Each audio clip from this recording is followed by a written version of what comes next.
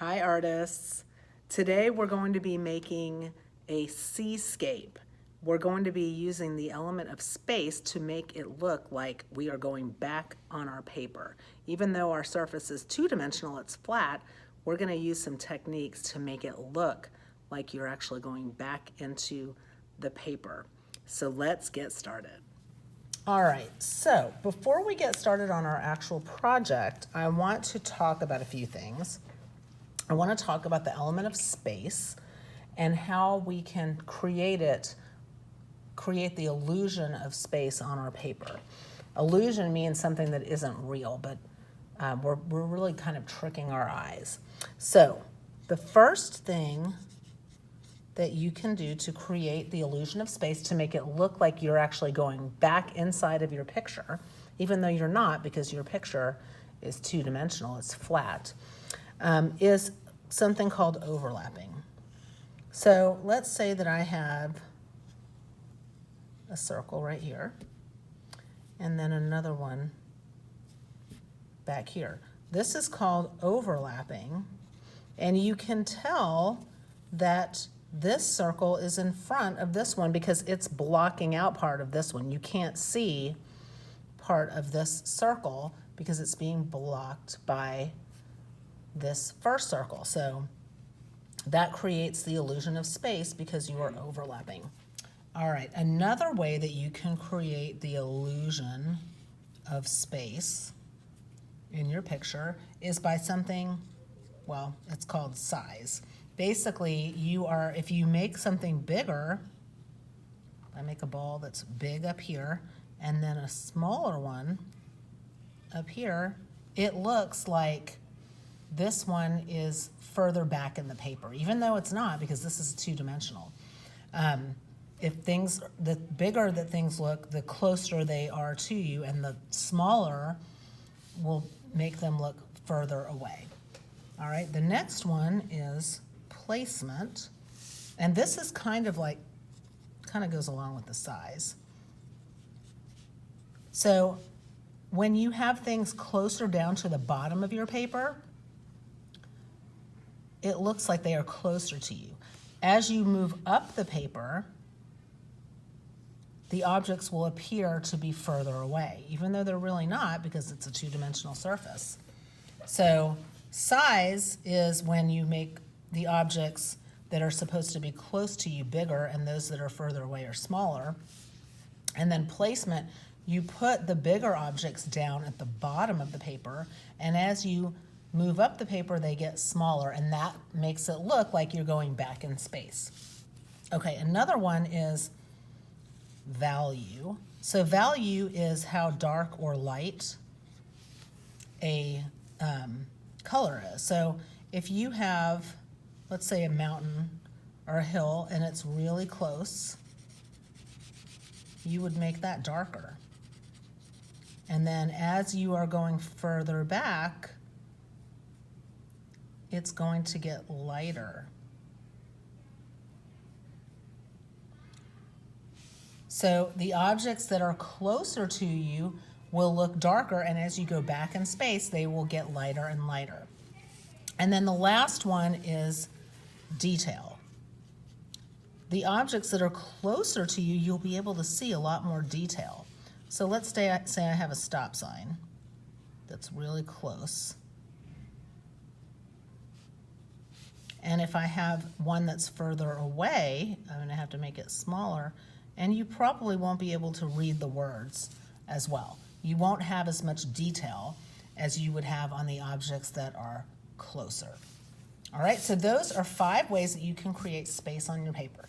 Now, kindergarten, I know that this might be a little bit confusing for you guys, but when we get to making our picture, it'll all make sense to you. Okay, so let's get started. You are going to need a piece of paper, crayons, a pencil, and I'm going to use paint for my background, but you can use whatever you want to use for your background. All right. Okay, so first of all, you need to have your picture in the horizontal position. I guess you could do it in the vertical, but you may not have enough space to make your boats, your sailboat. So I recommend doing it in the horizontal position. So the first thing I'm going to do is make my horizon line, which is the line that separates the sky from the ground. And I'm going to do it probably almost to the top, but I want to have room for my sun. So I'm going to draw like a sun, because this is going to be a sunset scene. It could be sunrise, but I think I'm going to do sunset. Okay, now to make a boat, actually let me get my dry erase board. To make a boat, it's actually pretty simple. So you can do it more, you can make it simple or you can make it a little bit more complicated. It's up to you. Kindergarten, you guys might want to just do, if you make a line and then you could make a curved line like this, then 2 straight lines going up, and then your sail can just be a triangle. It's as simple as that. If you want to make it a little bit more realistic looking, you could make the base of the boat like this. And then I like to make the sail bigger than the base. I just think that it looks better like that. You could like kind of make a curved line and then kind of like it's blowing in the wind if you want to do that. And you can also change the base to have a more rounded look to it. So, you know, the easiest way to do it is you just make kind of like a semicircle and then 2 lines and then a triangle at the top. And if you have another way that you like to make boats, then just do it however you want to do it. All right, so we're going to start in the background. Actually, you know what, I think, well, yeah, let's start in the back. So I'm going to make my boats in the back small because they're supposed to be really far away. So I'm going to make my base. Now, my boat, my sail is actually crossing over the horizon line. That's why I did this in, you know, I'm going to do this in Sharpie. I did my horizon line in pencil because I knew that if my sails were going to be crossing it, then I would have to erase it. So I'm going to keep my horizon line in pencil until the end. But there's my smallest ship, or my smallest sailboat, because it's furthest away, so it's going to be the smallest. It's also the highest up on the paper. Now I'm going to move down a little bit.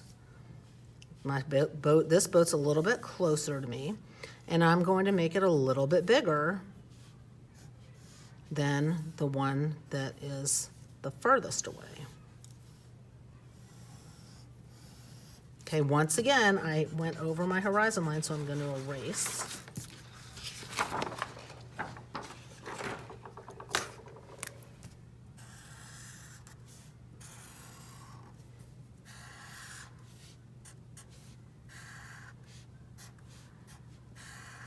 All right, now my third boat is going to be even lower on my paper because it's supposed to look like it's even closer than these two. And it's going to be bigger than that second one.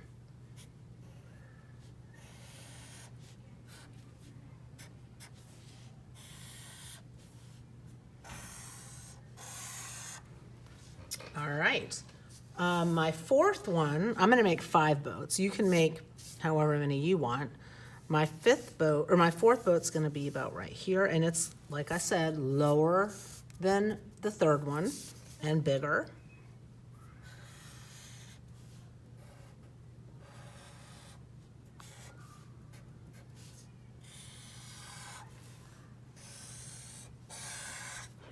My Sharpie is starting to run out. And then my last one is going to be my biggest one and the furthest down on the paper, the closest to the bottom.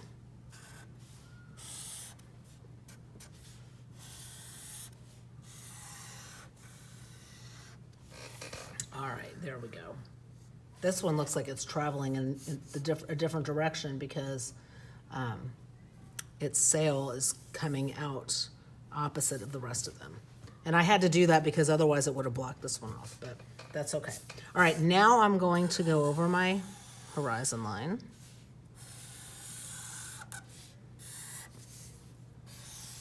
All right, there you go. Now, the next step is to make patterns if you want to. You can leave your sails plain if you want, or you can make them have patterns in them, however you want to do it. I might make some of mine plain and some with some patterns.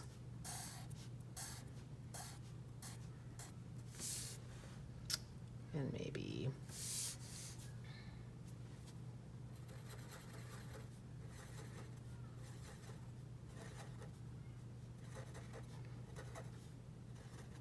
all right, so I'm done drawing my boats.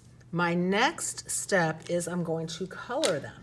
Now I want to make the ones that are closest to me darker. So I'm gonna choose a darker color, and I'm gonna press down really hard when I color the ship that is at the bottom, because it is supposed to be closest to the person looking at the picture. And if it's closer, then the colors are darker, and as you move further back, the colors will get lighter. So I'm going to color this one super dark. All right, I'm going to pause this and I'll color a few of them, then I will come back. Okay, so I'm done coloring my sailboats, and I made the bases all brown. So I don't know if you can tell, but this one I colored really dark, and then I kind of made it a little bit lighter for my boats as they kept going back in space. And this one, the smallest one that's the furthest away, is the lightest. So do the best you can to just make it darker, make the one that looks closest the darkest, and then lighten up a little bit as you go back. And I did the same on my crayons, or on my sails, but I know it's kind of hard to tell, but I colored really dark on this one, not quite so dark on this one, and then I just got lighter and lighter and lighter. All right, now I'm just gonna use some watercolor, and I'm going to paint my water and the sky and my sunset. So let me go grab those, and you can just use crayon if you want. I like to paint, so I'm gonna get my watercolor. All right, so I went ahead and painted my water, and I used just a turquoise, and this is not watercolor paper, so it doesn't blend very well, but I used turquoise, and then I just put streaks of like a darker blue in it, and I put the darker blue also kind of under the boat, so it kind of looked like a little bit of a shadow. And now I'm going to do my sunset. So I'll be back in a second. All right, so for my sunset, I did orange for the sun, and now I'm just kind of taking my red, it's actually more of a pink, and I'm gonna make kind of stripes. Then I'm gonna go down to orange. You can do this however you want. Just have fun with it. And after the orange, some yellow.